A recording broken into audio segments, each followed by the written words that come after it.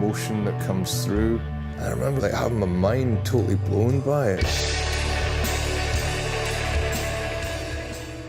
So this was my first feature film, a lot of learning along the way, but an amazing experience, and I really loved working with Anthony on the project. So the film was supposed to take a slightly different route, but with the pandemic that went out the window. But Anthony had a very strong vision, and my main role was just to support that. We had a tiny budget with that development fund, and we were like, let's just try and shoot as much of it as we can and then figure it out. And that's kind of what we did, and it kind of worked. Well, it did work. We've got a beautiful film out there. If the stars had a sound, it would sound like this. Anthony wanted to bring the fans into the film, and it was when Mogwai were playing their first Scottish gig after lockdown. We had this idea that why don't we get the fans to tell their story with Mogwai and the music over the last 25 years. People were so generous sending in their thoughts and sending in their footage, and it's very much about their music and their impact that their music has and the communities around the music that they've made.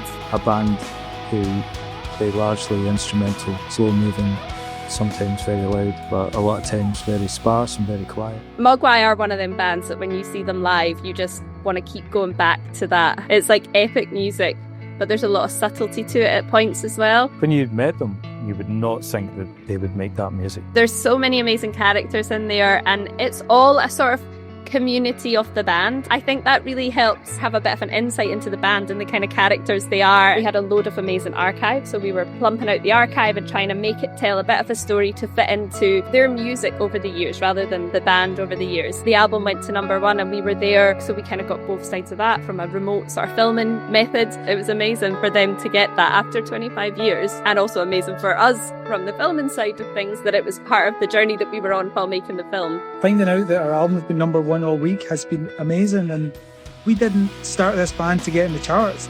Anthony spent whole days watching archive and then just pulling bits out that he kind of felt fitted the theme of the story we were wanting to tell. It kind of came from these chapters. There were so many fortuitous moments throughout the making of this film. A friend of the band of a friend had said, "Oh, I think so-and-so's got the footage from that gig," and we were like, no way. There was a lot of that sort of people pulling archive together. Oh, I filmed a gig, or I filmed this then, and getting that archive of people, which was amazing. We always wanted to give a space in the film to the fans of the band, because we just felt like that was a big part of the story that we wanted to tell. The music stays with the fans.